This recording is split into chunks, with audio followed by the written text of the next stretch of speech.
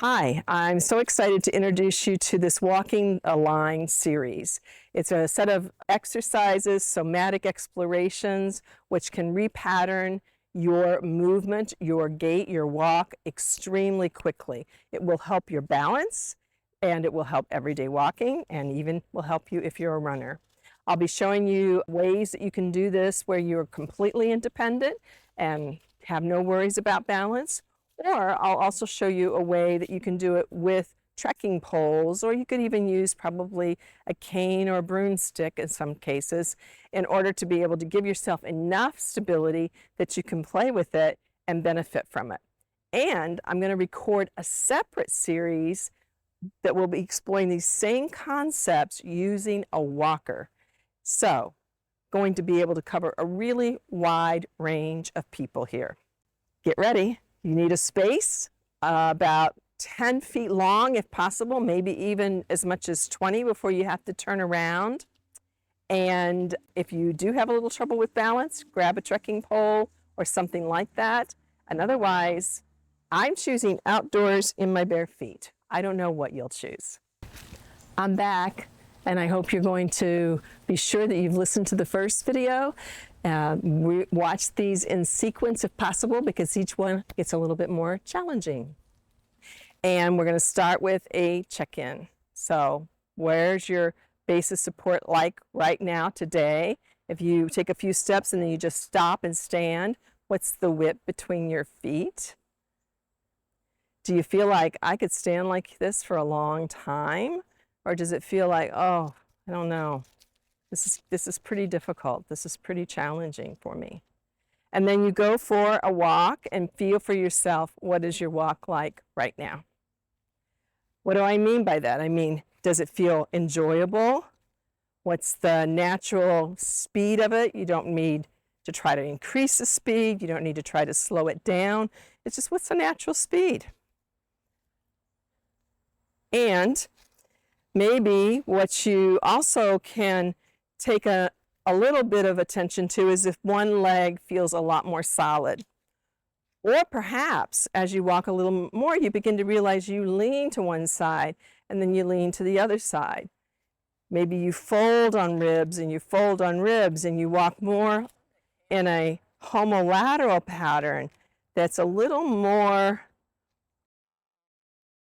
side to side than forward, which means you're losing energy in the side-to-side motion that can be channeled for going forward, as well as the fact that it's very hard on your spine and on your joints. So we definitely want to see if we can improve that. So what we're going to do today in this series is we're going to work with one of the movements of the pelvis, which is to be able to shift the pelvis up and down, to hike a hip and let one hip come down, one hip comes up, one comes down. So you need the 3 planes of motion for the pelvis. If you've been doing the first video with me, walking the line, you have to get this in order to try to narrow your base of support. So I feel confident you're getting that already. But what you might not be getting yet is this little bit of movement where the hip, one hip goes up and one can come down. So what we're going to do is we're going to come into a step position, maybe the normal width to begin with. Right foot in the rear, left foot in the front. I only think about a half a step. I don't think about a big step, and this is important. Think about a half a step. So my back toes are kind of in line with the front of my heel or the back of my heel, but there's not a big amount of space. There's actually no space between my 2 feet in terms of lengthwise. And widthwise there is, but not lengthwise. Right foot in the rear. My weight is a little more on the right foot than on the front foot, the left foot. And from here, I'm just going to wander up onto the ball of the right foot and pause and then come back. Now, when you go onto the ball of the right foot, notice what does your right knee start to do? Probably it starts to bend a little. Depends, you may have already had it bent. So let's come back to more weight on the back foot and the knee is straight. The front knee then will probably be a little bent. So try to have front leg, left leg a little bent, back leg a little straight, and wander up onto the ball of the right foot. Now, if you've had operations on your foot and there have been some fusing of joints, you might not be able to wander very far onto the front of the foot. That's okay. Just a little bit is okay. And also, if you're in like a rocker shoe, then it'll be a very different experience. Again, you need to do what is right for you. We all come to this with a history, genetic-wise, developmental-wise, injury-wise. So be kind to yourself. There's millions of ways of doing human, and we can accommodate all of them. We don't need to try to force ourselves to be something that is not available to us. So now you come up onto the ball of that back foot, the right foot, and just linger there for a moment, and then bring your hip up. And then take it back down and let your weight go back again to the back foot. Again, the weight is a little more on the back leg. That back leg is straight right now. The front leg is a little bent. You let the weight wander onto the ball of the back foot. The knee starts to bend a little bit. And think about how could you use the musculature through here to sort of hike the hip and come back and down. Let's do that one more time, and then we're going to change over the legs. Notice that when you hike the hip, it starts to further load the left leg.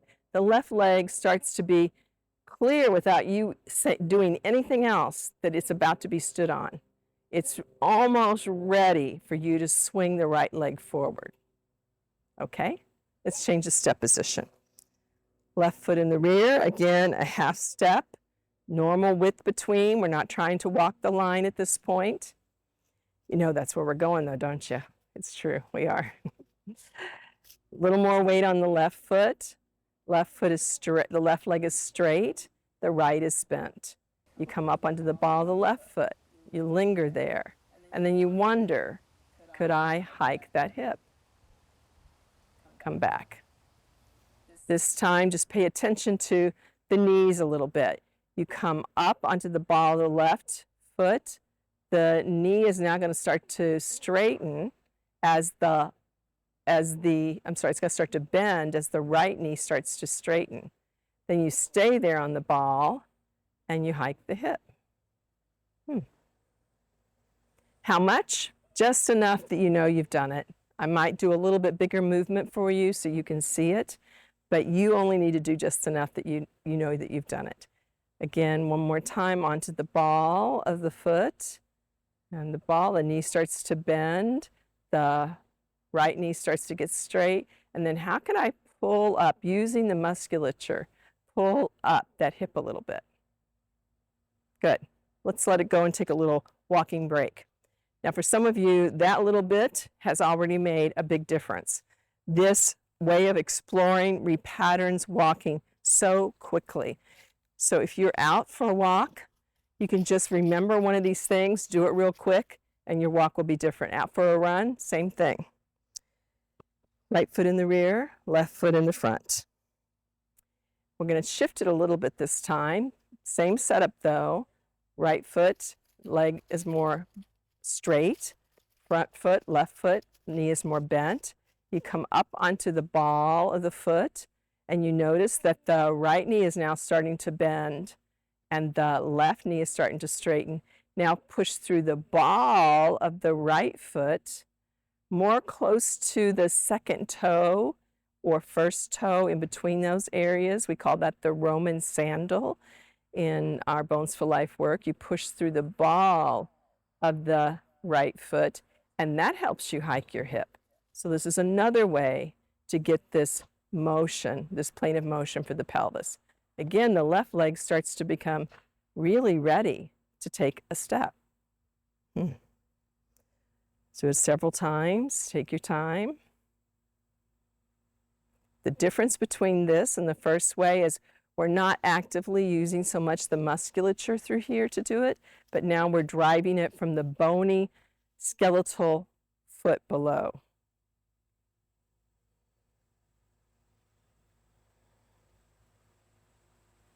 Okay, let's switch over. right foot in the rear, right foot in front, left foot in the rear. Right foot in front, left foot in the rear. Again, half a step, not big.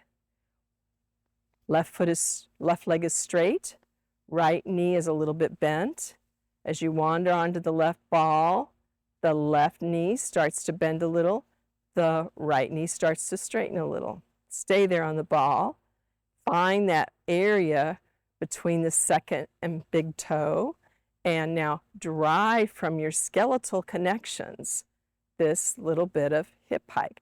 Of course, when the hip rises on the left side, it drops on the right side. The side that you're getting ready to take a step on, it drops. Come back and let's do that a couple of times.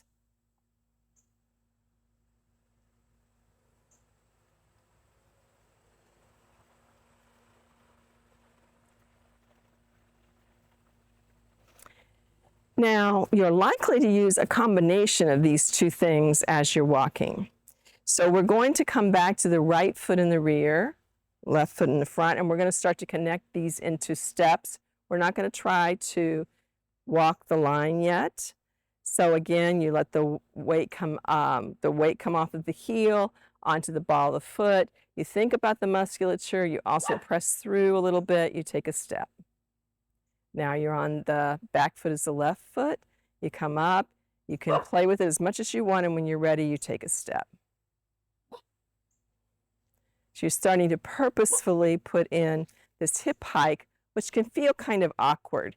And of course, now you can really feel how when you hike the hip, the ribs on that side get closer together, and the ribs on the standing side, the side that you're going to be balanced over in a moment as the leg swings through, are further apart. This is so important for spinal health, for hip joint health. It's really important for shoulder health. It means that when you're weight bearing, you've also got maximum support and decompression through that entire side. We don't want to be bearing several times our weight over one leg and be collapsing through the ribs, through that side of the spine. Okay? Let's just do a little more of that. Then we'll start to connect it into walking the line.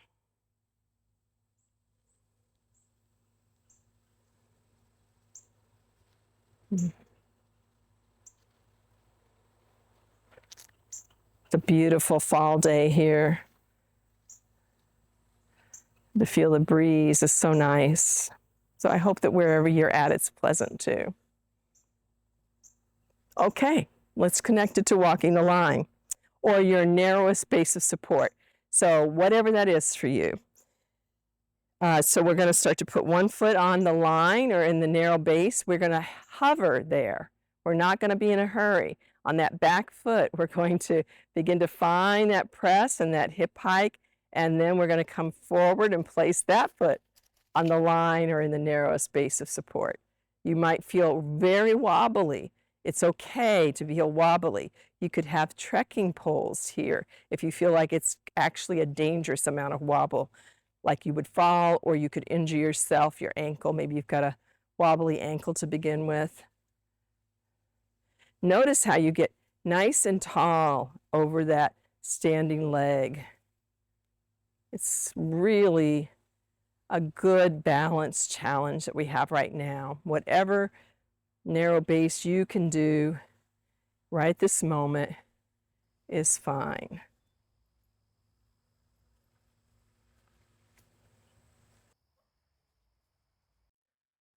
What you got, Darby?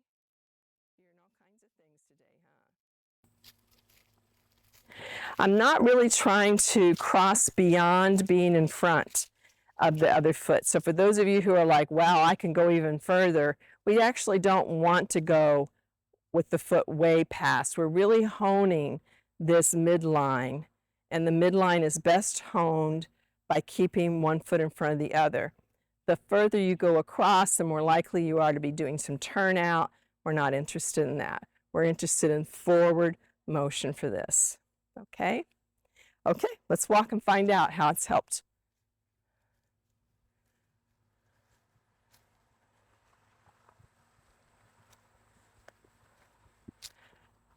For sure, you could have done that entire thing with trekking poles, so I hope you did if you need them.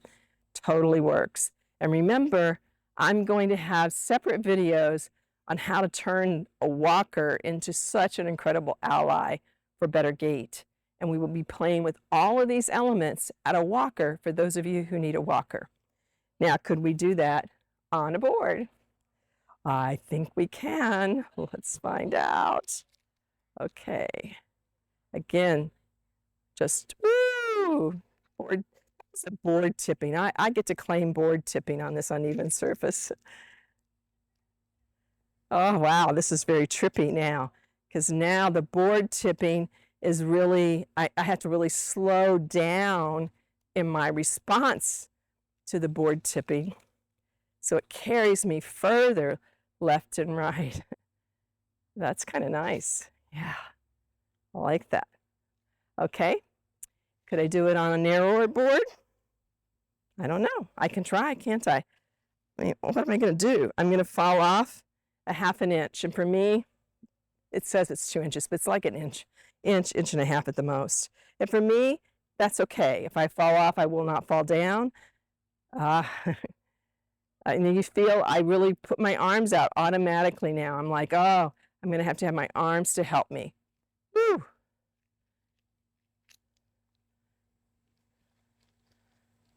And I'm trying to look forward and using my sensory information from my feet in order to be able to do the board. I do think that the boards might be very challenging if you're in a stiff shoe. Not a fan of stiff shoes unless you have a health condition which really requires it. Okay. Leave me a comment, tell me how that goes for you. Let me know how you're going in the series. Be sure to try to catch through the whole series, grab the PDF, and subscribe to the channel. Thanks, everybody.